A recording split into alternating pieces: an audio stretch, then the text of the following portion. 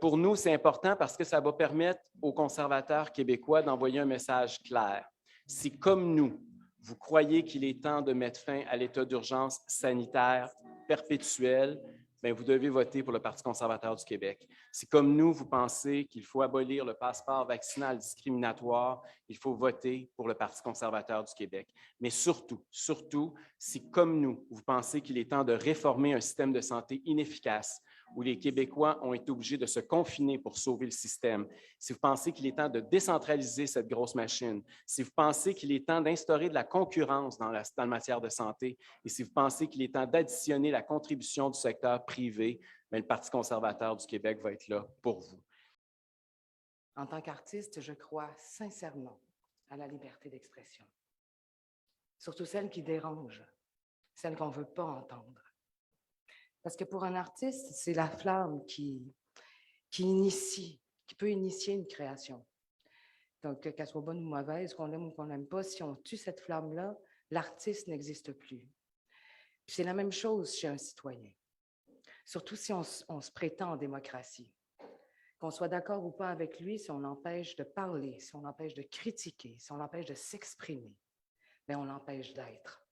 Donc, moi, en tant que citoyenne, croyez bien que j'ai eu peur au départ. J'étais très inquiète, très solidaire, très à l'écoute des autorités.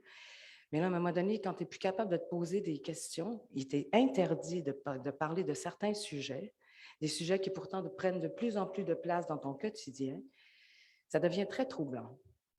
Et là, quand tu regardes à l'Assemblée nationale, tu as l'impression qu'il n'y a plus d'opposition. Il n'y a plus personne qui parle en ton nom, c'est juste des François Legault. 124 François Legault. Quand tu as un François Legault qui ne pousse pas assez fort sur une mesure, bien, tu peux compter sur le François Legault assis sur le banc de l'opposition qui prend le relais et qui demande la mesure obligatoire. Tu as vraiment l'impression que tout le monde est assis dans la même moissonneuse batteuse des droits, puis qu'il n'y a plus personne qui remet rien en question.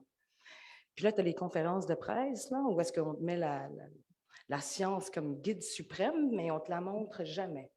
Il faut la croire parce qu'elle est.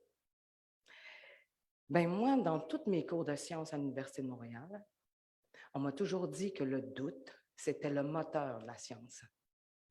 Non seulement le doute, mais le dialogue, la comparaison, la contradiction et le débat. Alors, on ne peut pas avoir un consensus sans cette prémisse-là.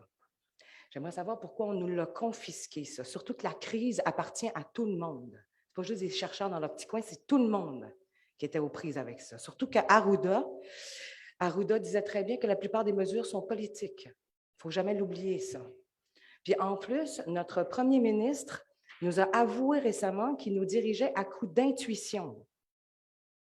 Donc, il y en a qui perdent leur commerce à cause des intuitions du pif d'un seul homme.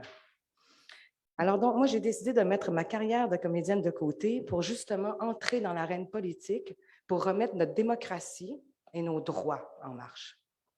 Là, la plupart des gens qui me connaissent savent que je faisais des soupers politiques à la maison, là, donc ce n'est pas un intérêt qui m'est popé dans la tête hier soir. C'est quelque chose que je pensais peut-être éventuellement faire. Mais là, je le fais avec un sentiment d'urgence, avec cette espèce d'impression c'est un réflexe d'autodéfense. J'ai l'impression qu'il faut que j'aille protéger l'humain dans tous ses statuts.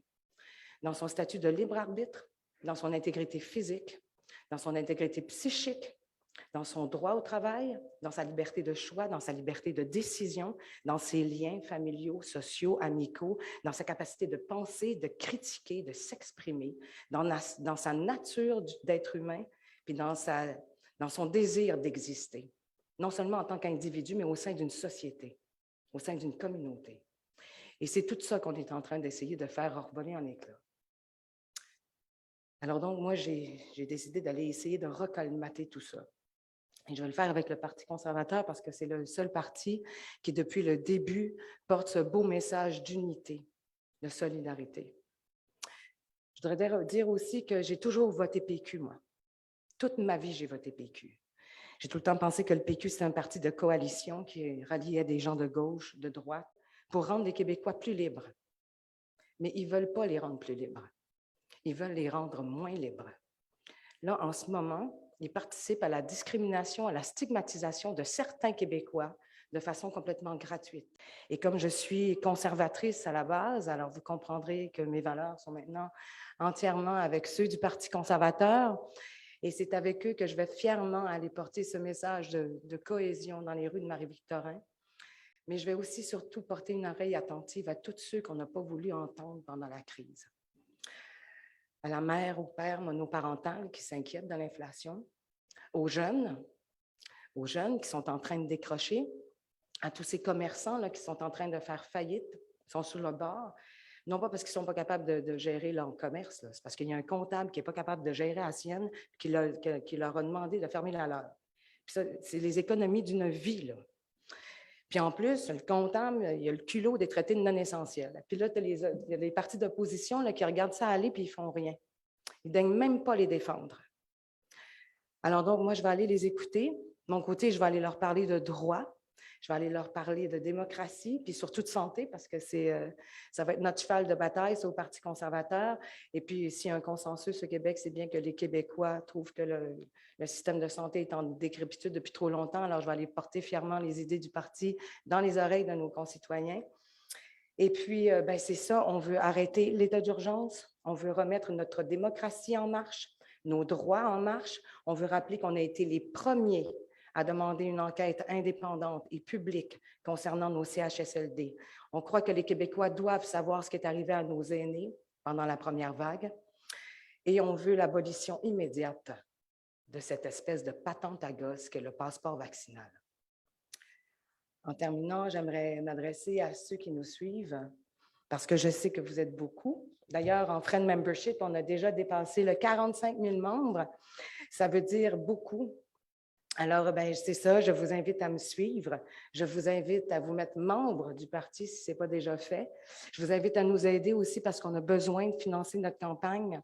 Alors, si vous croyez en nos idées, si vous n'en pouvez plus de la gestion catastrophique de M. Legault, faites un don à conservateur.québec puis participez donc avec nous au changement. OK, bonjour, Sébastien Desrosiers de Radio-Canada. Bonjour. Ma première question est pour M. Duhem. Oui. Vous ne vous êtes pas décrit comme anti-vaccin jusqu'ici. Non.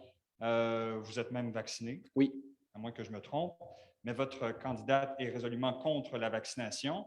En vous campant dans ce camp-là de l'opposition anti-vax, est-ce que vous ne craignez pas de vous mettre à dos la majorité de la population qui appuie les mesures sanitaires? C'est certain que nos adversaires vont tenter de nous cataloguer, de nous étiqueter de cette façon-là, comme ils ont tenté de nous étiqueter de complotistes quand on remet en cause l'état d'urgence sanitaire. Cela étant dit, vous avez tout à fait raison. Je suis loin d'être contre le vaccin. Madame Casabonne aussi, elle pourra vous parler par la suite pour expliquer. Mais je veux juste vous dire que même moi qui est double vacciné, je risque de me retrouver dans le camp de ceux qui vont être considérés comme des non-vaccinés dans quelques semaines. Est-ce que vous considérez que c'est des gens qui sont anti-vax? Vous savez qu'on est peut-être, les gens comme moi, plus nombreux que les personnes qui ne sont pas vaccinées au Québec présentement, là, parce qu'on a vu qu'il y a beaucoup de gens qui ont été contaminés pendant le temps des fêtes.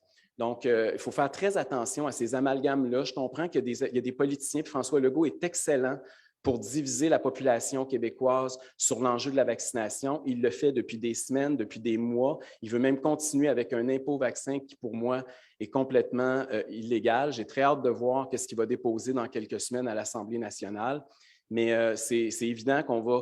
Puis on s'attend à ça. Là. Ils vont nous traiter de tous les noms. Depuis le début de cette crise-là, vous savez, à chaque fois que quelqu'un émet une opinion contre le gouvernement, on est toujours en train de se faire rabrouer et de se faire traiter de tous les noms. Ça a été la faute des touristes Tata, ça a été la faute des complotistes, ça a été la faute d'une coiffeuse de Thetford Mines, ça a été la faute de Radio X à Québec, ça a été la faute d'un karaoké, ça a été la faute, c'est toujours la faute des autres. Et là, aujourd'hui, ça a été même la faute des influenceurs il n'y a pas si longtemps.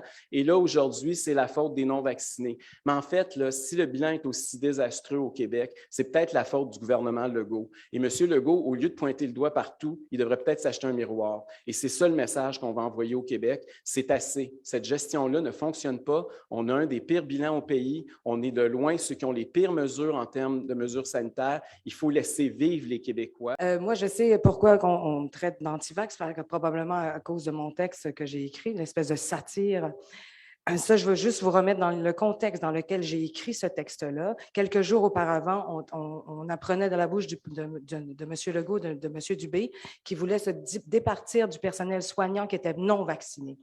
À ce moment-là, j'ai écrit sur mon Facebook, comment peut-on prétendre être en état d'urgence alors qu'on s'apprête à se départir de personnels qui sont essentiels au maintien d'un système qu'on prétend vouloir sauver depuis 18 mois. C'était ça à l'époque, là. Pour moi, c'était un aveu terrible. Et là, quelques jours plus tard, on a un sketch de la part de M. Dubé et M. Legault, deux personnes pleinement vaccinées qui essaient de nous faire croire qu'il faut qu'on ait peur des non-vaccinés, qu'il faut qu'on les dédaigne s'ils nous soignent. Fait que moi, j'ai décidé de faire une satire de ce que je voyais. C'était une satire acerbe, critique, de deux personnes qui sont en train d'utiliser le vaccin et le statut vaccinal de quelqu'un pour justement creuser un fossé entre les vaccinés et les non-vaccinés. Alors, c'est dans ce sens-là que tu peux me traiter d'anti-vax. Tu peux dire anti-passeport vaccinal, ça, il n'y a pas de problème. On l'a vu dans la société, l'étiquette des médias, elle se fait très rapidement sans aller voir à la source, sans vous consulter. On vous a déjà étiqueté très rapidement. Ça a aussi brimé une partie de votre existence, votre vie. Je voulais savoir comment vous êtes senti à ce moment-là et qu'est-ce qui vous a fait sortir de cette... parce qu'on vous a perdu de vue pendant un certain temps et vous êtes ressorti pour devenir conservateur. Moi, je voudrais savoir votre cheminement. Qu'est-ce qui vous a fait? Dans une de mes vidéos aussi, je l'expliquais, puis j'en avais déjà parlé à mon agent il y a quelques mois avant que le passeport vaccinal arrive. Je trouvais ça aberrant. Tu sais, j'ai jamais vu ça, moi, quelqu'un faire « Allô, es-tu vacciné pour le polio? » Non, mais viens pas chez nous. J'ai jamais vu ça de ma vie, là. Alors donc, pour moi, c'est complètement ridicule. Et j'avais averti mon agent, donc j'ai annulé des théâtres, des tournées, j'ai annulé quelques émissions de télévision parce que je ne veux pas participer à ça. J'ai les moyens de le faire et je trouvais que le bâton de pèlerin qu'il fallait que je prenne pour pouvoir exprimer une pensée, c'était celui qui était politique. Et le seul parti qui représentait ça, depuis le début, c'était le Parti conservateur et ça tombe bien, je suis conservatrice. Vous avez dit que vous avez toujours été conservatrice. Êtes-vous en accord avec l'ensemble de la plateforme qui est proposée par le Parti conservateur? Notamment, j'aimerais vous entendre sur l'exploitation des gaz de schiste au Québec. Bien, en fait, nous, on a trois principes là-dessus. C'est l'acceptabilité sociale, c'est de savoir si les communautés sont en accord avec ça. Ensuite de ça, c'est tout au niveau d'un plan de restauration. Et puis, on va voir si c'est acceptable aussi au niveau de la pollution aqueuse, aérienne, souterraine. Tout ça, il faut qu'on ait ces trois prémices-là avant d'accepter un projet ou quoi que ce soit. Est-ce que tu as quelque chose à rajouter là-dessus? OK. Vous avez toujours voté pour le Parti québécois, c'est ce que vous avez dit. Êtes-vous encore souverainiste?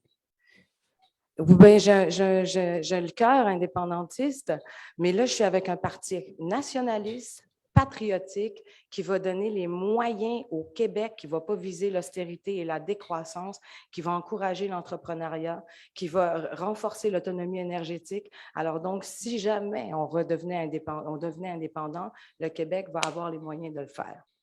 Puis, ma dernière question, ça concerne la culture, les artistes. Dans le passé, M. Duhem a souvent dénoncé la présence de subventions aux artistes, estimé que les artistes n'avaient pas besoin d'être subventionnés, la culture pouvait fonctionner sans ça. Est-ce que c'est un point de vue que vous partagez?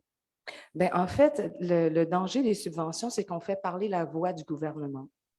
C'est-à-dire que les artistes, pas qu'ils soient pas bons ou quoi que ce soit, mais c'est-à-dire qu'il y a souvent une voix qui est donnée via les subventions qui est celle que le gouvernement préfère entendre. Le meilleur exemple, d'ailleurs, c'est Pierre Falardeau.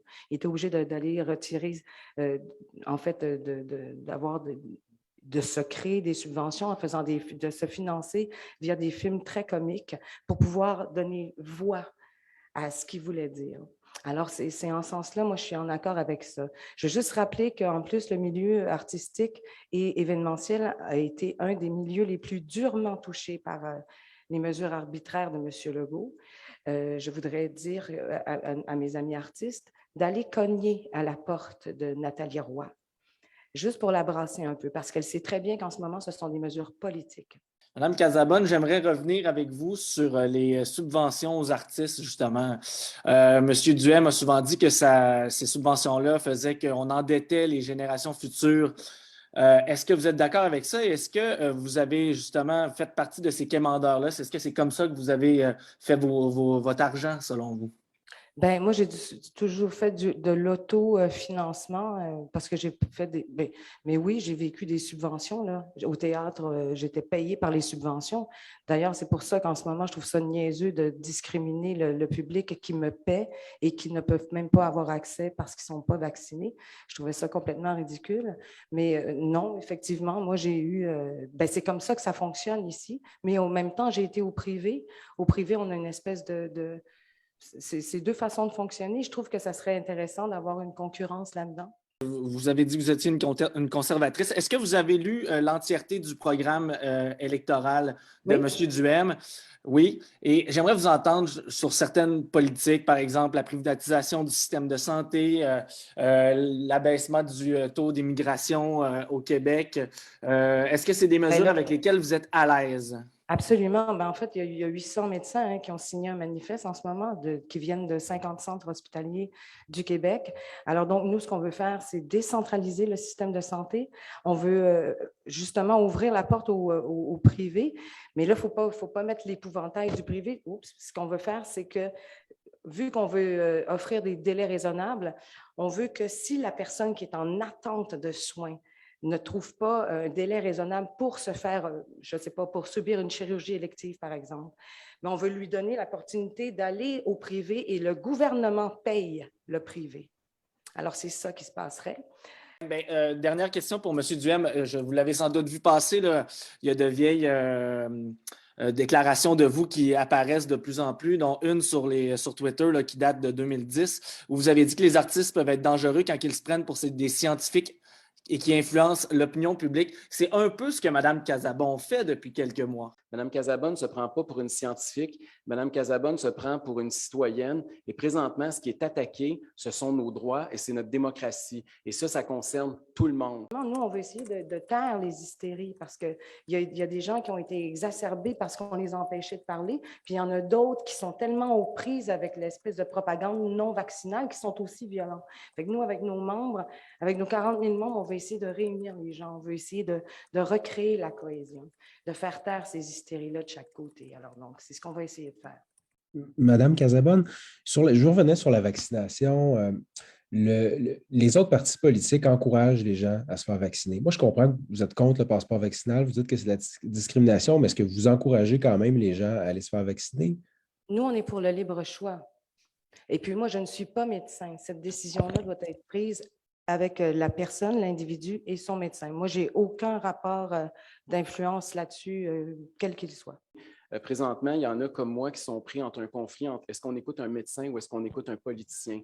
Nous, au Parti conservateur du Québec, on pense qu'il faut écouter la science plutôt que la politique. Comme je vous dis tantôt, on a juste à faire 4 heures d'auto, puis on se retrouve, on peut aller voir des games de toutes sortes de choses à 70 000 personnes sans masque, sans distanciation sociale. Différents pays ont choisi d'autres façons de gérer leurs risques. Moi, je pense qu'il veut vraiment cacher son incompétence parce que le problème se retrouve au niveau du système de santé.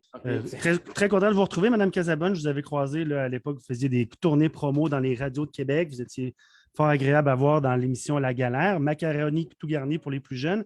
J'aimerais connaître l'élément déclencheur, en fait, de votre nouvelle vocation politique. Est-ce qu'il y a un moment, une chose, un élément qui est considéré comme étant déclencheur? Donc, c'est ça.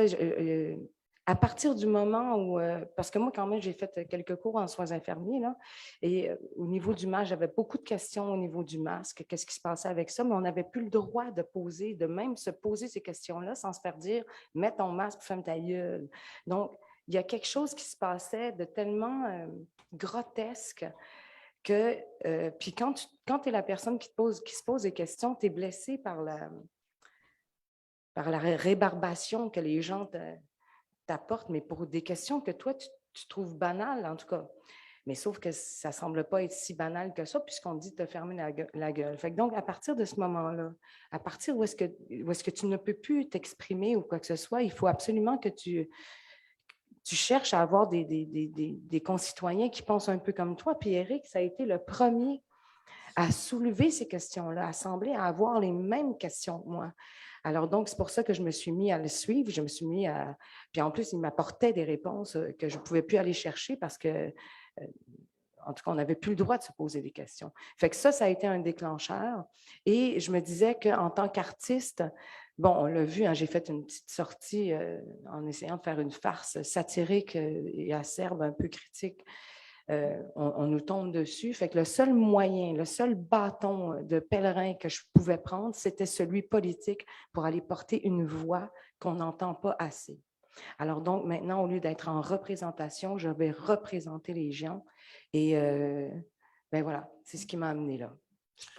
Quand vous dites que vous faites une pause de tout ce qui a trait là, à l'acte en fait, à la comédie, je veux dire, au théâtre, au cinéma, à la télévision, est-ce que vous avez dû renoncer à des projets concrètement ou est-ce qu'il y a des projets comme ça que vous avez dû évacuer de votre agenda pour vous consacrer à la politique? Oui, j'ai renoncé à beaucoup de choses parce que je trouve que la liberté d'expression, comme je l'ai expliqué tantôt, nos droits fondamentaux sont en train d'être troqués pour des privilèges. Des privilèges, pour moi, tiennent de la morale. La morale, pour moi, son corollaire, c'est la religion. Alors donc, on est revenu à une forme de bon et mauvais citoyen, le bien, le mal. Et pour moi, il ne faut pas qu'on troque nos droits fondamentaux et inaliénables pour une morale. En quoi l'arrivée d'une star, en fait, d'une comédienne très connue, appréciée du public, amène, qu'est-ce que vous amenez au débat politique? Quelle est la valeur ajoutée que vous amenez à la démocratie québécoise, de votre point de vue? Bien, moi, avant tout, je suis une citoyenne. C'est tout. Une citoyenne engagée. Et ça donne que je faisais ce métier-là. Mais probablement que si je n'avais pas fait ce métier-là, je me serais autant engagée par l'importance que je trouve de ce qui se passe en ce moment. Je ne sais pas quoi te répondre d'autre que ça. Et le Parti conservateur, notre premier défi, c'était ça. C'était que sur chaque bulletin de vote, maintenant, il y a une option pour celles et ceux qui n'en peuvent plus de l'urgence sanitaire, qui ne veulent pas discriminer la société en deux, puis qui veulent réformer le système de santé.